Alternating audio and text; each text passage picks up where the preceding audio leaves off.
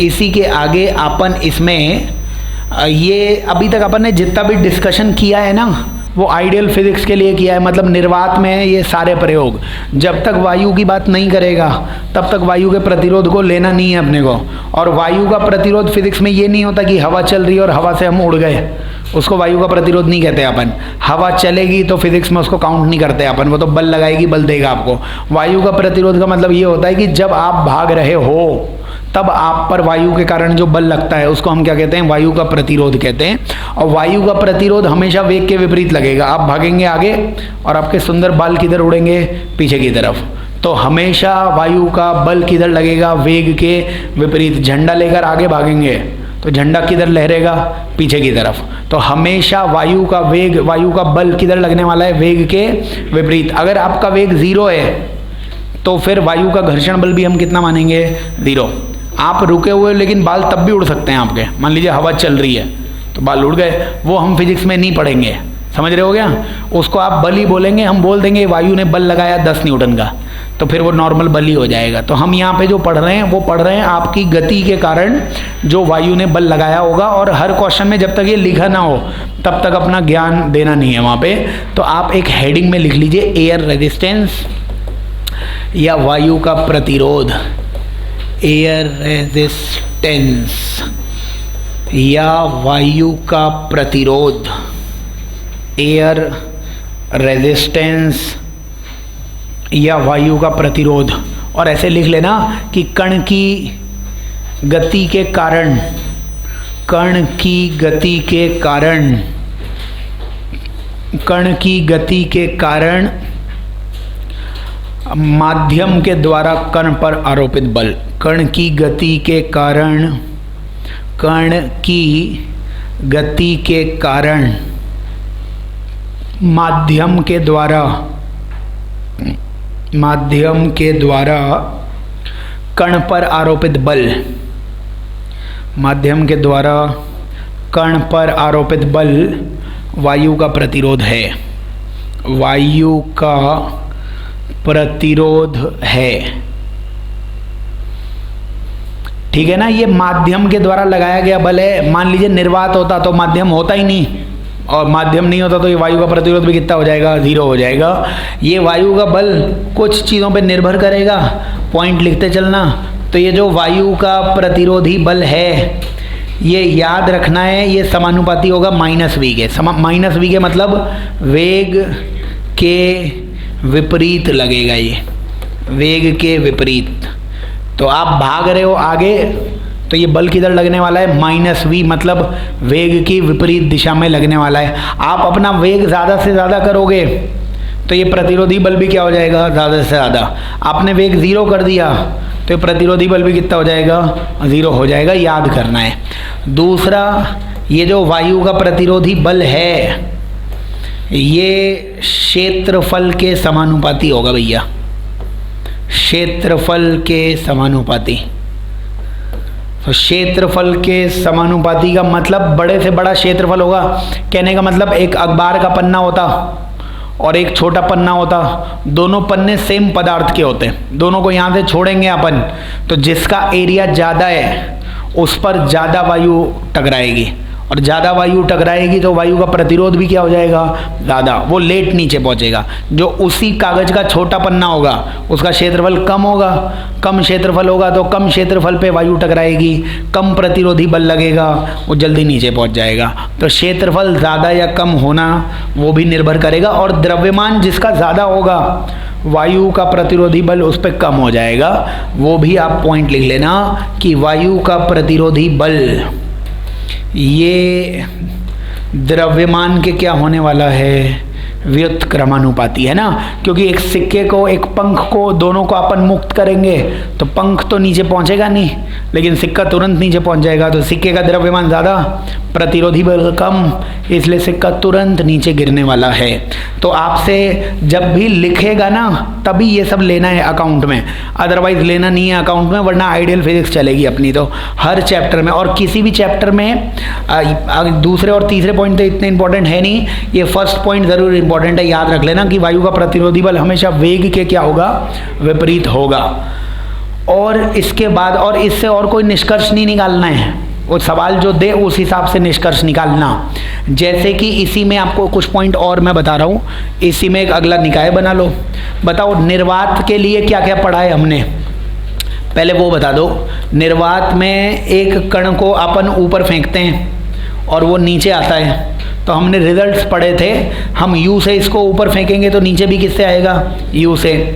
ऊपर जाने में भी समय u बटा जी, नीचे आने में भी समय u बटा जी। अधिकतम ऊंचाई पर वेग कितना हो जाएगा, 0। ये सब बात कब की हैं, निर्वात की हैं। अब हम मान लेते हैं यहाँ पर वायु का प्रतिरोध है, तो वायु का प्रतिरोध है, तो आप वापस से वही सवाल तो वही है, कण को ऊपर फेंका है अपन ने, कण ऊपर जाएगा नीचे आएगा, अपने को सारे मानों की तुलना करनी है। बताते चलिए, जब कण ऊपर जाएगा तो वेग की दिशा किधर होगी, ऊपर की तरफ। गुरुत्वीय त्वरण तो नीचे लगता ही था, और वायु का त्वरण मैंने a मान लिया है, वो भी किधर लगेगा, नीचे की ओर ही लगेगा, क्योंकि हमेशा वायु का त्वरण वेग के विपरीत होता है। पहले समय कितना था, u बटा जी, क्योंकि कुल त्वरण क्या था, g था। अब ऊपर जाने का समय हो जाएगा u बटा जी प्लस ए, तो g भी नीचे है, a भी नीचे है। तो अगर g प्लस ए हो गया तो आप ये बोलना कि बटे वाली राशि ना बढ़ गई है। और बताओ, बटे वाली राशि बढ़ेगी तो कुल संख्या क्या हो जाएगी, कम हो जाएगी, घट जाएगी। तो आपको मानना पड़ेगा कि ऊपर जाने का समय क्या हो जाएगा, कम हो जाएगा। किससे कम हो जाएगा, निर्वात की तुलना से कम हो जाएगा। तो मैं निर्वात का समय कितना लिख देता हूँ, t, और ये वायु के प्रतिरोध में ऊपर जाने का समय कितना लिख देता हूँ, t1 लिख देता हूँ। तो t1 का मान छोटा आएगा किससे, t से। अच्छा, और बताइए, नीचे आते वक्त वेग नीचे होगा, और अगर वेग नीचे की तरफ है, गुरुत्वीय त्वरण तो नीचे रहता ही था, लेकिन वायु का त्वरण मतलब वायु का जो प्रतिरोधी बल आएगा वो हमेशा वेग के विपरीत होता था। अब वेग नीचे है तो वायु का प्रतिरोधी बल किधर आ जाएगा, ऊपर की तरफ। क्या ये g और a विपरीत दिशा में है, इसका मतलब इस बार कुल त्वरण मेरे को लिखना पड़ेगा g माइनस ए। बताइए, पहले g था नीचे आने के वक्त में, अब g माइनस ए लिख दिया, मतलब बटे वाली संख्या क्या हो गई, और बटे वाली संख्या कम हो गई तो नीचे आने वाला समय हो जाएगा ज़्यादा। किससे ज़्यादा, निर्वात के समय से ज़्यादा। निर्वात का समय t था और नीचे गिरने का समय मैंने t2 मान लिया, तो t2 क्या होने वाला है, निर्वात के समय से भी क्या होने वाला है, ज़्यादा।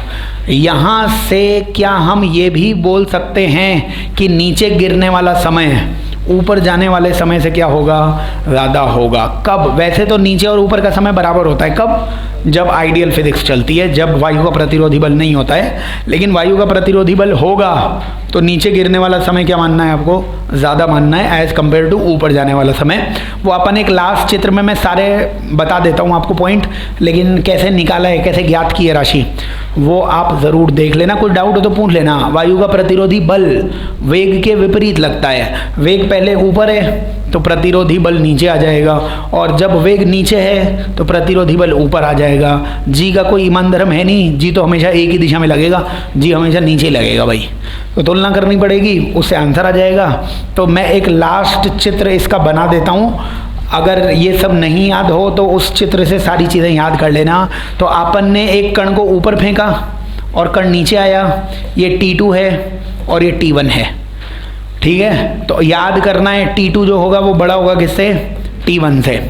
आपने कण को फेंका होगा मान लीजिए U1 चाल से, और कण नीचे आया होगा किससे, U2 चाल से। कुछ पॉइंट बताओ मेरे को कि T2 जो है वो समय आपको क्या दिख रहा है, ज़्यादा दिख रहा है। समय क्यों ज़्यादा हुआ होगा, क्योंकि चाल कम हो जाती है तभी समय क्या हो गया होगा, ज़्यादा। ये T1 कम क्यों हो गया होगा, क्योंकि ये चाल क्या हो गई होगी, ज़्यादा। जब चाल ज़्यादा हो जाएगी तभी तो समय कम हो जाएगा। तो अपना सिंपल सा लॉजिक है, U1 ना वो बड़ा होना चाहिए किससे, U2 से। और मेरे को इसमें केवल एक ही चीज़ याद है, जब भी वायु का प्रतिरोध आता है ना तो मेरे को केवल एक चीज़ याद है कि प्रारंभिक चाल ज़्यादा होती है, बस। उसके बाद मैं अपना लॉजिक लगा देता हूँ। अगर याद ही करना है तो केवल इतना याद रखना इसको प्रारंभिक चाल कहते हैं अपन। और केवल इतना याद कर लेना, प्रारंभिक चाल ज़्यादा होती है, फिर अपना लॉजिक लगाना, क्योंकि ये चाल ज़्यादा है इसलिए ये वाला समय क्या हो जाएगा, कम। ये वाला समय कम तो ये वाला समय क्या हो जाएगा, ज़्यादा। और क्योंकि ये समय ज़्यादा है इसलिए इस चाल को क्या होना पड़ेगा, कम होना पड़ेगा। समय चाल व्युत्क्रमणपाती होते हैं, और चाल ज़्यादा समय कम, उससे वैसे ही आ जाएगा। तो ये रिजल्ट्स हैं, और इनको और भी बहुत सारे तरीक़ों से प्रूफ कर सकते हो, वो सब तरीके सही हैं, लेकिन सबसे आसान जो तरीका है वो बताया हुआ है। कुछ भी कैसे भी प्रूफ करो, रिजल्ट यही आना चाहिए। तो अब याद करना है, अगर निर्वात नहीं है, अगर वायु का प्रतिरोध है, अगर वास्तविकता में राशि पूछी हुई है, तो जिस वेग से हम फेंकते हैं वो वाला वेग क्या मानना पड़ेगा, ज़्यादा, और दूसरा वाला वेग क्या मानना पड़ेगा, कम। क्योंकि ये वेग ज़्यादा है इसलिए ऊपर जाने वाला समय कम होगा नीचे गिरने वाले समय की तुलना में। तो तुम्हें ये दो रिजल्ट्स मेमोराइज करने हैं, याद करने हैं, या समझ लो तो बहुत ही अच्छी बात है। और मेरे हिसाब से केवल एक रिजल्ट याद कर लो कि जिस प्रारंभिक चाल से आप कण को फेंकते हो ना, बस वो वाली चाल क्या होती है, ज़्यादा। बस इतना याद कर लो, उसके बाद सोचोगे ना तो सब आ जाएगा। तो फेंकने वाली चाल ज़्यादा, ऊपर जाने वाला समय कम, नीचे आने वाला समय ज़्यादा। क्योंकि ये समय ज़्यादा है इसलिए इस चाल को क्या होना पड़ेगा, कम होना पड़ेगा। तो अगर वायु का प्रतिरोध बोले तो ये सब आप बना सकते हो। चलिए फिर वायु के प्रतिरोध जो है ना, उसकी बातें भी जितनी बताई हैं ये सब याद कर लेना। इसके बाद एकविमी गति जो है ना, इसी में अपने कुछ सवाल बाकी रह जाते हैं सापेक्ष गति के, तो वो भी स्टार्ट कर देते हैं अपन। आप एक और हेडिंग लिख लो, होम असाइनमेंट 1 2 3 वो सब कर लेना है ना, और होम असाइनमेंट 4 है सापेक्ष गति का, तो उसको भी देख लेते हैं। आप एक हेडिंग लिख लो फटाफट, एक हेडिंग में आप इसमें लिख लो। और हेडिंग लिखने से पहले एक प्रश्न बता दो मेरे को पहले वायु के प्रतिरोध का, फिर लिख लेते हैं हेडिंग। क्वेश्चन में ये लिखो, यदि M1 व M2 द्रव्यमान, यदि M1 व M2 द्रव्यमान, एक क्वेश्चन लिख लो, यदि M1 व M2 द्रव्यमान को समान ऊंचाई से मुक्त किया जाता है, समान ऊंचाई से मुक्त किया जाता है, समान ऊंचाई से मुक्त किया जाता है, तथा इन पर समान परिमाण का वायु का प्रतिरोधी बल आरोपित होता है, समान परिमाण का वायु का प्रतिरोधी बल आरोपित होता है, समान परिमाण का वायु का प्रतिरोधी बल आरोपित होता है, तब कौन सा द्रव्यमान पहले धरातल तक पहुंचेगा, कौन सा द्रव्यमान पहले धरातल तक पहुंचेगा, कौन सा द्रव्यमान पहले धरातल तक पहुंचेगा। कोष्टक में किसी एक को बड़ा किसी एक को छोटा मान लेना, M1 बड़ा मान लेना M2 से। मान लीजिए M1 बड़ा है M2 से, तो अपने को बताना कौन सा द्रव्यमान पहले नीचे पहुंचने वाला है। बताइए, द्रव्यमान को मुक्त करेंगे तो नीचे की तरफ बल कौन सा लगेगा, इसका भार लगेगा, और भार का मान होता है mg, वो नीचे लगेगा। और वायु का प्रतिरोधी बल, उसको मैं कुछ देर के लिए मान लेता हूँ F, वो किधर लगेगा, ऊपर लगेगा। तो बताइए, परिणामी बल किसी भी वस्तु पर आप लिखते, वो परिणामी बल किसके बराबर होता, mg माइनस f के बराबर, ये परिणामी बल होता। परिणामी बल का मान ma भी होता है, बल बराबर ma, तो ma का मान mg माइनस f आ जाएगा। तो बताइए, द्रव्यमानों का त्वरण वो किसके बराबर आ जाएगा, इस m को नीचे ले जाएंगे, m को नीचे ले जाएंगे तो त्वरण आ जाएगा g minus f by m। जिसका त्वरण जितना ज़्यादा होगा उस पर उतना ज़्यादा बल लगेगा, जितना ज़्यादा बल लगेगा वो उतना जल्दी नीचे गिर जाएगा। तो बताइए, यहाँ पे जिसका द्रव्यमान ज़्यादा होगा, द्रव्यमान जिसका ज़्यादा हुआ, उसमें ये माइनस वाली राशि, ये वाली राशि क्या हो जाएगी, कम हो जाएगी। बताओ, अगर g में से छोटी राशि माइनस करोगे तो आंसर भी क्या आने वाला है, ज़्यादा ही आने वाला है। समझ रहे होगे क्या बोल रहा हूँ मैं, द्रव्यमान ज़्यादा, तो जिसका द्रव्यमान ज़्यादा उसमें ये F बटा m वाली कुल राशि क्या हो जाएगी, कम। F बटा m ये राशि क्या हो जाएगी, कम। अब तुम माइनस कर रहे हो माइनस, तो छोटी राशि माइनस करोगे तो आंसर तो क्या आएगा, बड़ा ही आएगा, तो लिख दिया बड़ा। यानी जिसका द्रव्यमान ज़्यादा होगा उसका त्वरण भी क्या होगा, ज़्यादा, और जिसका त्वरण ज़्यादा होगा वो पहले नीचे पहुंचेगा। तो भारी पहले नीचे आएगा। बस ये इसका मान हो जाएगा। तो याद करना है, सिंपल सिंपल से पॉइंट्स हैं। वायु का प्रतिरोधी बल दोनों पे समान लग रहा है, त्वरण निकालिए, त्वरण, और त्वरण निकालने से आपको ए मिल जाएगा, ए, और ए से आपको पता लग जाएगा कि क्या मान आएगा इसका, ठीक है ना। तो यही आंसर आ जाएगा इसका। तो कोई भी क्वेश्चन कर रहे हो वो सब हो जाएंगे, एक बार देख लेना नोट्स को। चलो इसी में जो है ना अपन एक राशि और पढ़ लेते हैं इसी की, जो है भैया सापेक्ष गति। तो एक हेडिंग में आप और लिखिए सापेक्ष गति। थोड़ी क्वेश्चंस की प्रैक्टिस घर पे ज़रूर करना, आप शीट्स के सवाल करो और जो भी अपने टेस्ट पेपर के सवाल हो उनको एक एक दो बार ज़रूर करना। अभी सापेक्ष गति है ना, तो अभी तक अपन ने जितनी भी गति पढ़ी थी ना, इसमें एक ही कण चल रहा था। अगर एक से ज़्यादा कण चलेंगे तो फिर गति की तुलना हो जाएगी, और तुलना कोई अपन ना हिंदी में क्या कहते हैं भैया, सापेक्ष कहते हैं। तो जब भी एक से ज़्यादा कण की गति होगी उसको सापेक्ष कहेंगे। तो एक पॉइंट लिख लो आप, पॉइंट में ये लिख लो कि किसी राशि का मान, किसी राशि का मान किसी अन्य राशि की तुलना में, किसी अन्य राशि की तुलना में, किसी अन्य राशि की तुलना में इसका सापेक्ष मान होगा, इसका सापेक्ष मान होगा, इसका सापेक्ष मान होगा। तो थ्योरी इसमें कुछ है नहीं, बस जो जो पॉइंट बता रहा हूँ वो देख लेना। थ्योरी बस इतनी सी याद करनी है। सापेक्ष का मतलब ये होगा कि मुझे ऐसा लगता है कि आप बड़े इंटेलिजेंट हो, तो इसका वास्तविकता से कुछ लेना देना नहीं है, मुझे ऐसा लगता है, समझ रहे हो। तो मेरे सापेक्ष, वास्तविकता क्या है, वो इस चैप्टर में वास्तविकता है ही नहीं, सापेक्ष सब कुछ तुलना है। तो सापेक्ष का मतलब तुलना करनी है अपने को कि इसको कैसा लग रहा है, इसको कैसा लग रहा है। अगर बिना मैथ्स लगाए हुए तुम्हें समझ में आ जाए कि मुझे सर उस कण का वेग 10 लग रहा है, तो कोई मैथ्स मत लगाओ।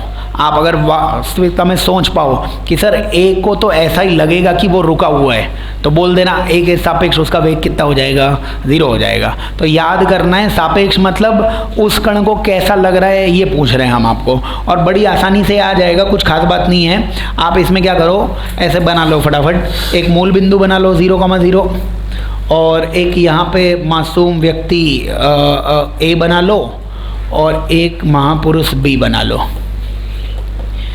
तो एक ए और एक बी, और ए और बी जो है ना, ये वास्तविकता में कितनी दूरी पर है, एक्स ए और एक्स बी। तो एक्स ए को लिख लेना ए की वास्तविक स्थिति, ए की वास्तविक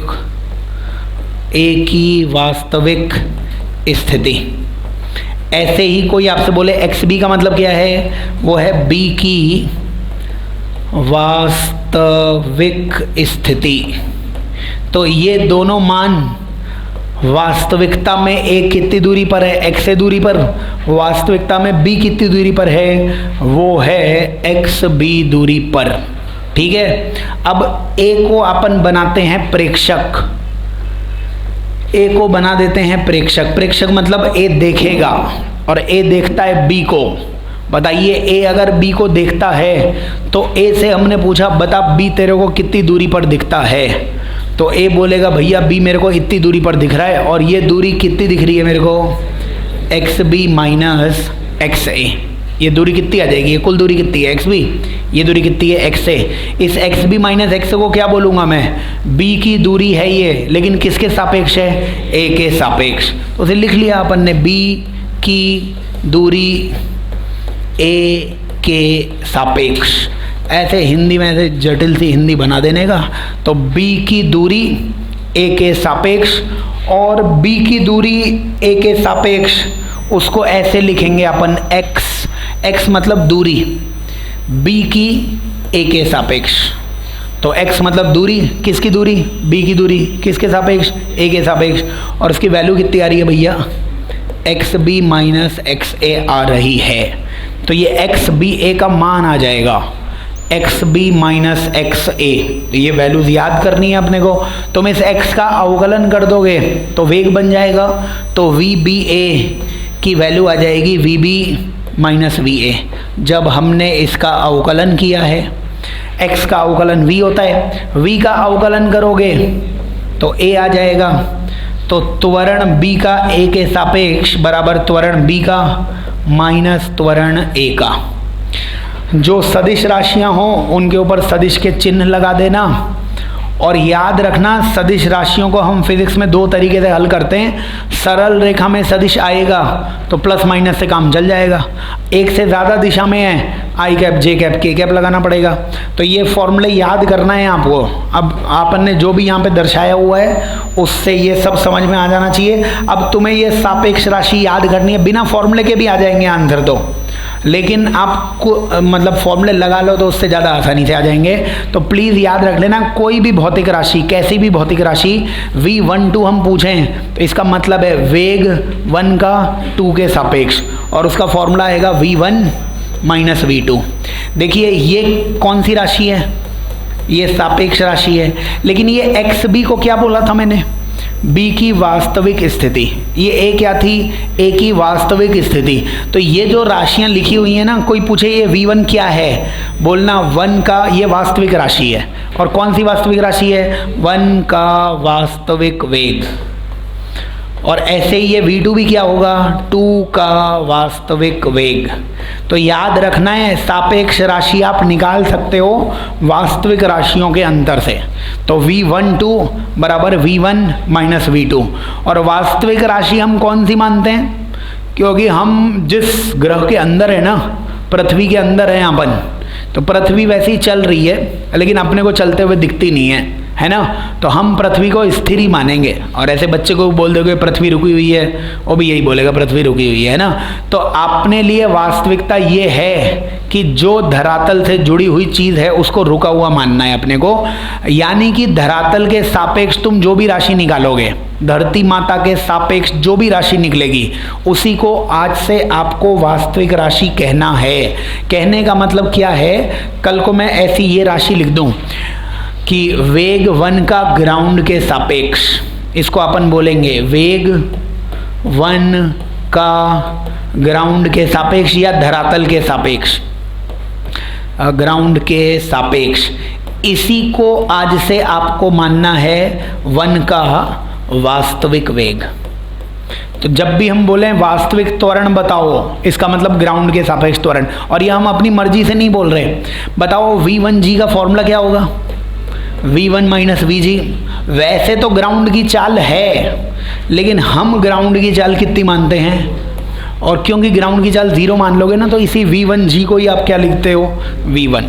यहाँ पे v1g, ये v1 जो लिखा हुआ है क्या लिखा हुआ है, v1g, मतलब 1 की चाल ग्राउंड के सापेक्ष। फिर सापेक्ष की एक और खूबसूरती है, वो भी बता देता हूँ मैं आपको। देखो याद करना है अपने को, जो जो पॉइंट बता रहा हूँ मैं, एक तो फॉर्मूला याद करना है, v12 का फॉर्मूला v1 माइनस v2 आएगा। और याद रखना है ये v1 और v2 क्या हैं, ये वास्तविक राशियाँ हैं। वास्तविक राशियाँ मतलब ये v1 भी किसके सापेक्ष होगा, ग्राउंड के सापेक्ष, ये v2 भी किसके सापेक्ष होगा, ग्राउंड के सापेक्ष। उसी को हम क्या बोलते हैं, वास्तविक राशि। अगर ग्राउंड के सापेक्ष तुम्हें राशि ना मिले तो याद रखना, ये जो v1 और v2 तुम निकाल रहे हो ना यहाँ पे, ये दोनों किसी एक के ही सापेक्ष होनी चाहिए, किसी एक के सापेक्ष। चलेगा कि वो ग्राउंड हो कि नहीं हो, तो ये सब याद कर लेना। अगर ये सब लिख लिया हो, वापस से मैं बता देता हूँ। मान लीजिए मेरे को फिर से फॉर्मूला लिखना होता v12 का। बताओ v12 का फॉर्मूला मैं लिखता 1 का वेग कार के सापेक्ष माइनस 2 का वेग भी कार के सापेक्ष। अभी भी ये फॉर्मूला बिल्कुल सही है। आपको ये जो दोनों राशियां अंतर लेनी है ना, ये सेम प्रेक्षक के सापेक्ष होनी चाहिए। अगर ग्राउंड के सापेक्ष हो जाए तब भी काम करेगा, ग्राउंड के सापेक्ष नहीं हो तब भी काम करेगा। आप बताओ v1 कार, इसका फॉर्मूला कितना बनेगा, v1 minus v car, minus v2 का फॉर्मूला कितना बनेगा, v2 माइनस v कार। इस माइनस को कोष्टक के अंदर ले जाओगे ना, तो ये v कार और v कार क्या हो जाएगा, कैंसिल, ये माइनस माइनस कितना हो जाएगा, प्लस हो जाएगा। क्या आ गया आंसर, V1 माइनस V2 आ गया क्या? तो ये आ गया V1 माइनस V2, इसी को क्या बोलेंगे, V12। तो आपको आज से एक पॉइंट याद रखना है, ये V12, X12, A12 ये सब कैसी राशियां हैं, सापेक्ष राशियां। सापेक्ष राशि का मतलब क्या होगा, ये वेग है 1 का किसके सापेक्ष, 2 के सापेक्ष। और जब भी आप ये सापेक्ष राशियां निकालोगे, ये दोनों राशियां किसके सापेक्ष होनी चाहिए, समान प्रेक्षक के सापेक्ष।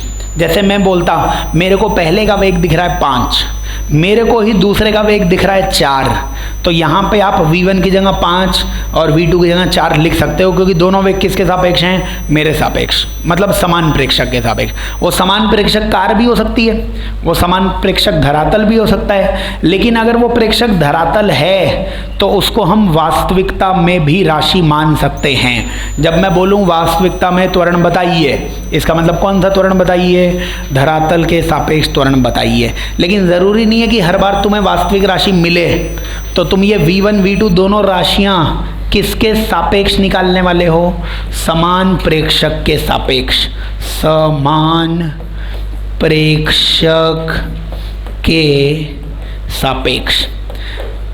तो एक तो सापेक्ष का मतलब, और बिल्कुल मीनिंग पता होना चाहिए, V12 का मतलब है 2 को क्या लगता है 1 के बारे में, 2 को क्या लगता है, इसमें 2 क्या है, 2 इसमें प्रेक्षक है। तो V12 का मतलब है वेग 1 का 2 के सापेक्ष, मतलब प्रेक्षक कौन है, 2 है। अब तुम फॉर्मूले मत लगाओ, अगर तुम्हें वैसे ही पता लग जाए कि सर 2 जब देखेगा ना तो उसे ऐसा लगेगा कि 1 चल ही नहीं रहा, तो मत लगाओ फॉर्मूला, 0 बोलो आंसर। अगर आपको समझ में आ जाता है तो, और नहीं समझ में आता तो फॉर्मूला तो देगा ही आंसर। तो आप प्लीज़ याद करना, V12, X12, A12 इन सब के फॉर्मूले यही हैं, जो पहले लिखा है वो पहला, जो दूसरा लिखा है वो दूसरा, उनको माइनस कर दो। लेकिन ये दोनों राशियां किसके सापेक्ष होनी चाहिए, समान प्रेक्षक के सापेक्ष। ऐसा नहीं ये वेग तो कार के सापेक्ष है और ये वेग ट्रेन के सापेक्ष है, तब ये फॉर्मूला काम नहीं करेगा कि V1 का कार के सापेक्ष माइनस V2 का ट्रेन के सापेक्ष, फिर नहीं मिलेगा V12 आपको। दोनों ही किसके सापेक्ष होने चाहिए, समान प्रेक्षक के सापेक्ष। और ग्राउंड के सापेक्ष जो भी राशि होगी उसको आज से वास्तविक राशि मान लेंगे अपन। इसके बाद आप इसी में जो है ना, मैं सापेक्ष के आपको आंसर्स बता देता हूँ सरल रेखा के लिए। अगर एक से ज़्यादा दिशा हो गई तब तो भैया IJ लगाओ और सॉल्व कर लेना। एक ही दिशा मतलब सरल रेखा में मान लीजिए 2 कण चल रहे होंगे, तो आपको मैं भावनाएं बता देता हूँ इनकी। आप एक पॉइंट लिखो, पॉइंट में आप खुशी के साथ ये लिखो कि यदि कण सरल रेखा में गति करते हैं तब, यदि कण सरल रेखा में, यदि कण सरल रेखा में गति करते हैं तब, तब के आगे ऐसे लिखो फटाफट, केस 1। केस 1 में लिखना विपरीत दिशा में गति, विपरीत दिशा में गति, विपरीत दिशा में गति। ठीक है, तो सापेक्ष निकालने के 3 तरीके बता रहा हूं मैं आपको। सापेक्ष निकालने के पहला तरीका तो मैंने बता दिया, फॉर्मूला लगाओ, और केस दिया हुआ है, क्वेश्चन ने बोला है कि कण कैसे गति कर रहे हैं, सरल रेखा में। और सरल रेखा में भी कैसे गति करते हैं, सरल रेखा में गति करते हैं विपरीत दिशा में, ऐसा बोला हुआ है। और हमें इनकी सापेक्ष चाल निकालनी है। जैसे मानिए हमें V12 निकालना होता, V12 का मतलब हम 2 को क्या मान रहे हैं, प्रेक्षक मान रहे हैं। V12 मतलब जो भी बाद में लिखा हो उसे प्रेक्षक मानना है। V12 का फॉर्मूला होता है V1 सदिश माइनस V2 सदिश। सदिश का मतलब होता है भैया दिशा वाली राशि है ये, और सरल रेखा में आप एक दिशा को प्लस मान सकते हैं और एक दिशा को क्या मान सकते हैं, माइनस। बताइए V1 को क्या लिखना पड़ेगा, V1 को लिखना पड़ेगा प्लस V1, और माइनस V2 को लिखना पड़ेगा माइनस V2। माइनस V2 क्योंकि ये V2 इस दिशा में और ये दिशा कौन सी है, माइनस। ठीक है, तो आंसर कितना आ जाएगा, V1 प्लस V2। तो याद रखना है, अगर कण विपरीत दिशा में गति करते हैं, विपरीत दिशा में, तो इनकी सापेक्ष चाल वो हो जाएगी V1 प्लस V2। याद करना है अपने को ये। ताकि सवाल जल्दी हो जाए। वैसे निकालना चाहोगे तो निकाल सकते हो आप ठीक तरीके से आंसर। तो फॉर्मूला लगाना है, V12 का फॉर्मूला होता है V1 माइनस V2 और इनकी सापेक्ष चाल क्या हो जाएगी V1 प्लस V2। बताओ V1 प्लस V2 से इनके बीच की दूरी कम होगी कि बढ़ेगी?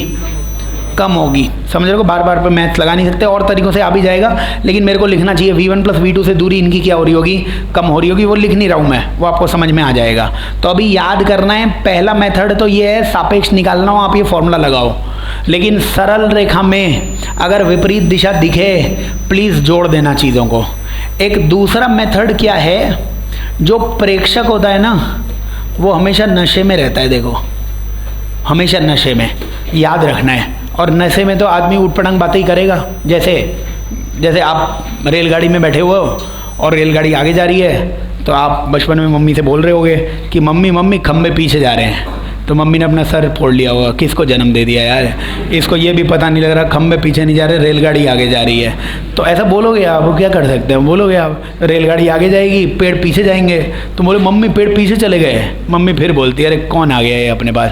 तो वो ऐसे इसलिए हो रहा है, वो जब भी प्रेक्षक देखने वाला जब भी गति करता है, गति, तब उसको कुछ हो जाता है। जैसे और बहुत सारे उदाहरण हैं, तुम ट्रेन में चढ़ते हो, ट्रेन में चढ़ते ही सो जाते हो और सोते सोते मम्मी से बोलते हो मम्मी मम्मी जैसे ही सीकर आए मुझे उठा देना, तो मम्मी फिर माथा पकड़ती है कि गधे सीकर नहीं आने वाला है, हम सीकर जाने वाले हैं। फिर भी तुम बोलोगे यही सीकर जब आ जाए, सीकर नहीं आने वाला, हम जाने वाले हैं सीकर। अपन ऑटो में बैठ के भी यही बोलेंगे स्वाभिमान आ जाए तो मुझे उतार देना। ऑटो वाला देखेगा गंदी तरीके से कौन बैठ गया ये, तो स्वाभिमान नहीं आने वाला, आप स्वाभिमान तक जाने वाले हो। तो वो इसलिए कि आपको ऐसा लगता है, आप बैठे अपने सुंदर पैरों को देखा, आपको लगा किसके पैर हैं ये, लेकिन वो पैर चल नहीं रहे हैं और आपके पैर नहीं चल रहे हैं, तो आपको लगेगा हम नहीं चल रहे हैं। कौन चल रहा है? वो स्वाभिमान ही चल के हमारे पास तक आ जाएगा। तो याद ये करना है, जब भी प्रेक्षक गतिशील होता है वो कुछ बहकी बातें करेगा, ठीक है। तो याद करना है आपको, प्रेक्षक ना वो चलता नहीं है कभी, लेकिन उसको ऐसा लग रहा होता है, पैरों को देखता है अपने को कि यार अपन रुके हुए हैं कि चल रहे हैं, क्या सोचें। तो वास्तविकता में जैसा प्रेक्षक है आप उसे वैसा बनाना चाहेंगे ना, तब आंसर बिल्कुल सही आ जाएगा। कहने का क्या मतलब है कि प्रेक्षक वैसे तो गति कर रहा है, लेकिन क्या उसे लगता है उस हिसाब से बोलता है वो। जैसे ट्रेन में बैठे अपन, तो वास्तविकता में तो हम गति कर रहे हैं, ट्रेन आगे जा रही है, लेकिन हमें ऐसा लगता है कि हम क्या हैं, रुके हुए हैं। तो प्रेक्षक जो भी बातें कहता है वो ये सोचकर कहता है कि वो क्या है, रुका हुआ है, कि हम ट्रेन में बैठे हम तो रुके हुए हैं, इसीलिए वो खंबा वंबा पीछे जा रहा है। तो आप याद रखना, जब भी आपको सापेक्ष राशि निकालनी है तो आप प्रेक्षक को रोक दीजिए। अगर प्रेक्षक को रोक दीजिए, अगर प्रेक्षक को रोक देंगे ना आप, तब वो बावला जो है वो सही हो जाएगा। फिर वो जो समझा रहा होगा वो आपको समझ में आ जाएगा। जैसे कि हम ट्रेन में थे और हम किधर जा रहे थे, आगे जा रहे थे, ट्रेन आगे जा रही थी, हम भी किधर जा रहे थे, आगे। तो आप इस प्रेक्षक को रोक दीजिए, क्योंकि वो जो कुछ कह रहा है ना वो ऐसे समझ के कह रहा है कि वो रुका हुआ है। तो आपको भी अगर वो समझना है तो उसको रोक दीजिए। तो ट्रेन आगे जा रही थी, ट्रेन का वेग आगे था, प्रेक्षक का वेग आगे था, तो प्रेक्षक में भी हम वेग किधर जोड़ देते हैं, पीछे की तरफ। उसे फायदा क्या हो जाएगा, कुल वेग प्रेक्षक का कितना हो जाएगा, 0। अब प्रेक्षक में वेग पीछे जोड़ा है, तो ये जिसको देख रहा है उसमें भी वेग किधर जोड़ देना, पीछे की तरफ। तो उसने बाहर के एक खंबे को देखा, उस खंबे पर भी वेग किधर जुड़ा हुआ है, पीछे की तरफ। तो खंबा उसे किधर जाता हुआ दिखेगा, पीछे जाता हुआ दिखेगा। तो उसे ऐसा लगेगा खंबा पीछे जा रहे हैं। ऑटो में बैठे हम, तो हमें ऐसा लग रहा है कि हम नहीं चल रहे हैं। तो अगर आपको हमारी बातें समझनी हैं तो वास्तविकता में हमें रोक के देखिए। ऑटो का वेग आगे, हमारा वेग भी आगे, तो हम पे वेग किधर जोड़िए, पीछे। तो आगे स्वाभिमान की बिल्डिंग, उस पर भी आप वेग किधर जोड़िए, पीछे की तरफ। तो स्वाभिमान किधर आता हुआ दिखेगा, अपनी तरफ। इसीलिए हम बोल रहे हैं स्वाभिमान हमारी तरफ आ रहा है। तो आपको याद रखना है, जब भी आपको सापेक्ष राशि चाहिए आप उस प्रेक्षक को क्या कर दीजिए, रोक दीजिए, आंसर सब आ जाएंगे। बताओ फटाफट। इसमें वापस से वही सवाल है और उसी सवाल को हल करने के लिए एक का वेग कितना दिया था, V1, और एक का वेग कितना दिया था, V2। प्रेक्षक किसको माना था, प्रेक्षक हमने माना था V2 को। तो जो प्रेक्षक है भगवान के लिए इसे रोक दो। बताओ इसे कैसे रोकोगे। इसका V2 वेग किधर है, इसका v2 वेग आगे है तो इसमें v2 वेग इधर जोड़ दो। बताओ इसमें v2 वेग इधर जोड़ देंगे तो v2 और v2 कैंसिल हो जाएगा।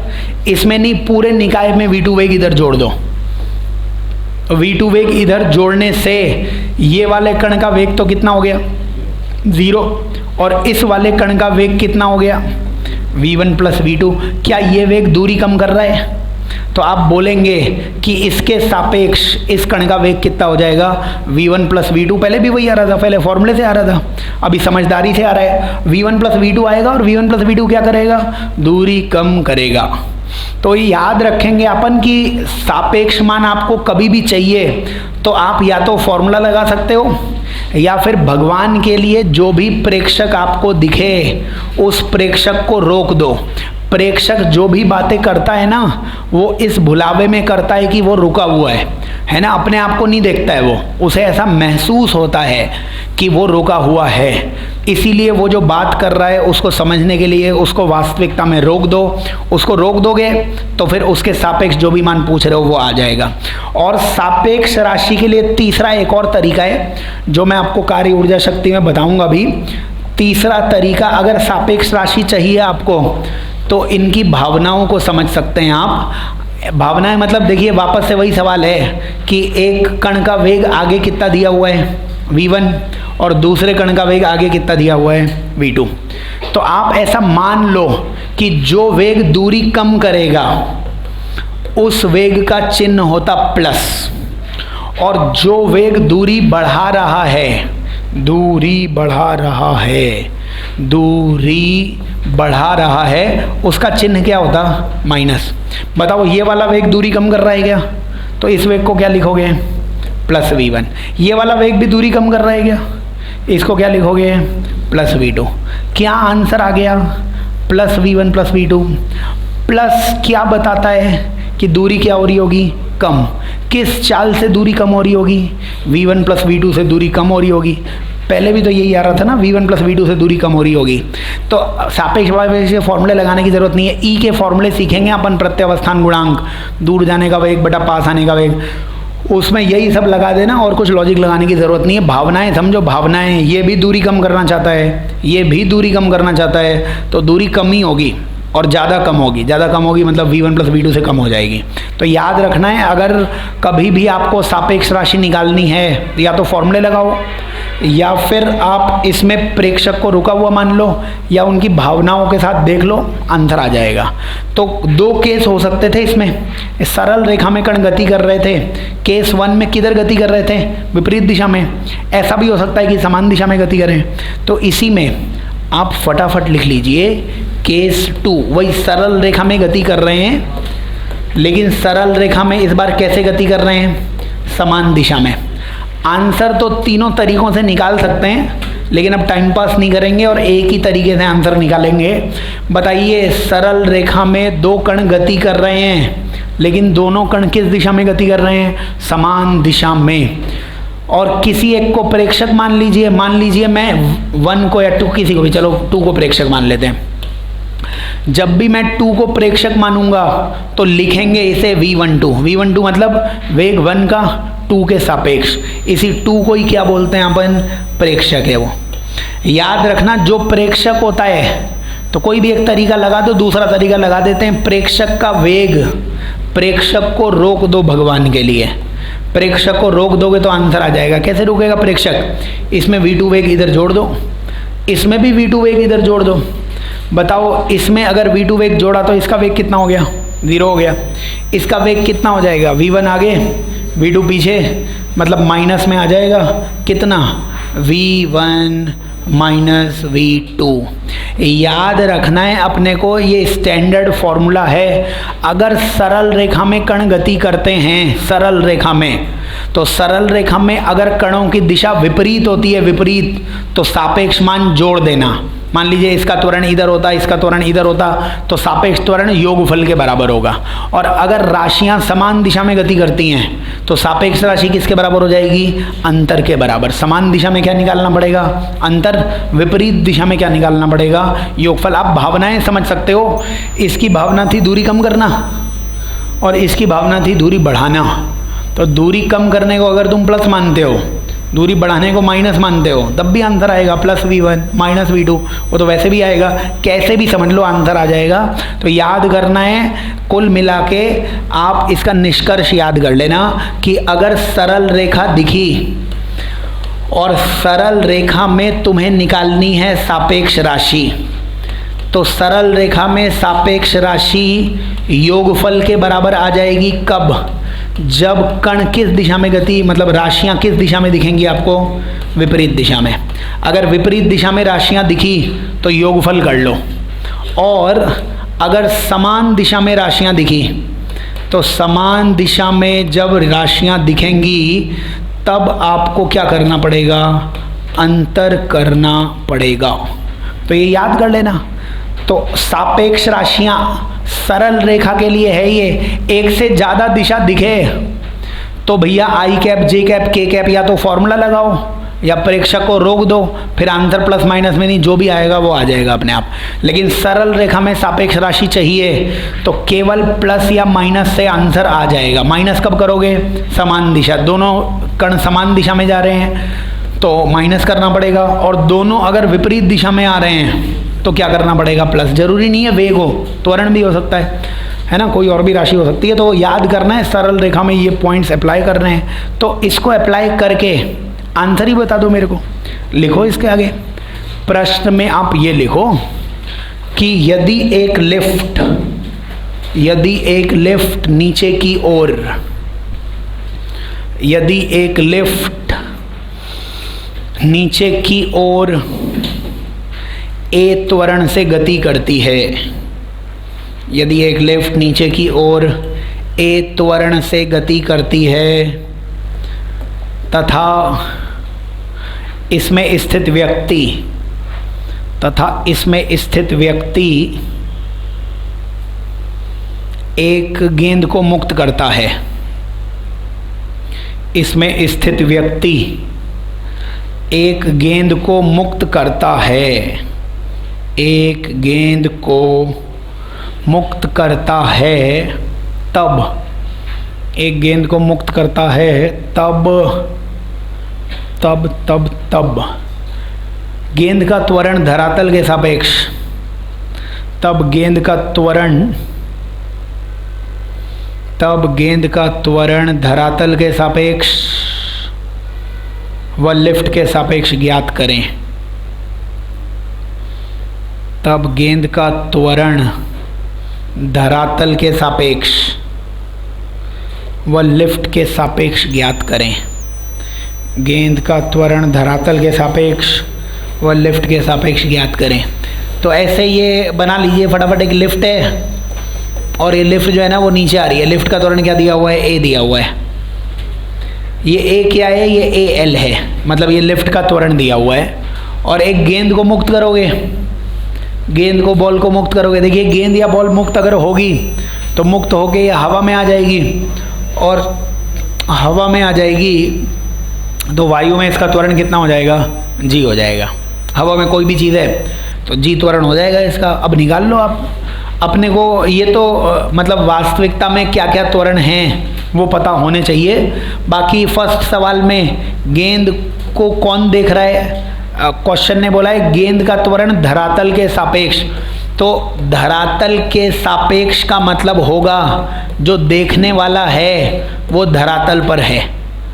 अगर कार के सापेक्ष तो देखने वाला कार के अंदर है। धरातल के सापेक्ष मतलब पहली बार सब बना लेते हैं कि जो देखने वाला पुरुष ही नहीं महापुरुष है वो कहाँ पर है? वो धरातल पर है। देखिए तो ये महापुरुष है कहाँ पर? धरातल पे, और धरातल से देख रहा है इसको। तो गेंद का त्वरण चाहिए। बताइए जो धरातल पे होगा उसका त्वरण 0 और बॉल का त्वरण g। अब g में -0 करो, g में +0 करो, कुछ फर्क नहीं पड़ता है। बॉल का त्वरण ग्राउंड के सापेक्ष g आएगा भाई। तो ये पहले प्रश्न का आंसर आ जाएगा।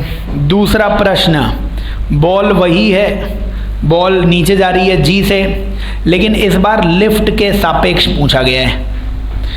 अगर लिफ्ट के सापेक्ष पूछा गया है तो लिफ्ट के सापेक्ष का मतलब प्रेक्षक कहाँ पे होगा? इस बार लिफ्ट में ही होगा। तो अगर ये व्यक्ति लिफ्ट में है तो लिफ्ट ए से नीचे जा रही है, तो ये प्रेक्षक भी किससे नीचे जाएगा? ए से ही नीचे जाएगा।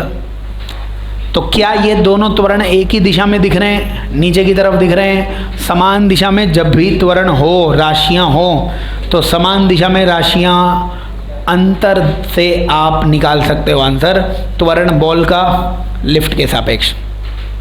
किस में से किसको माइनस करोगे? हमेशा बड़े में से छोटे को माइनस करना। और लिफ्ट का त्वरण हमेशा जी से छोटा ही होता है। देखिए, जी से बड़ा त्वरण होता है तो उसको अपन कहते हैं भैया भारहीनता। भारहीनता करनी नहीं है अपने को, तो आंसर आ जाएगा जी माइनस ए। समान दिशा में तो जी माइनस ए आ जाएगा अपने पास, याद करना है। इसके सवाल और करेंगे तो सापेक्ष गति और इसके सवाल 1-2 क्लास में हो जाएगा ये टॉपिक कंप्लीट। तो आप शीट सॉल्व करो, सब होम असाइनमेंट 1, 2, 3 तीनों कर लो, कंपटीशन वाली एक्सरसाइज भी कर लो, है ना। केवल होम असाइनमेंट 4 छोड़ देना, तो बाकी सब हो जाएगा। सापेक्ष शब्द कहीं भी दिखे उसको मत करो, अभी वो कर लेंगे अपन बाद में।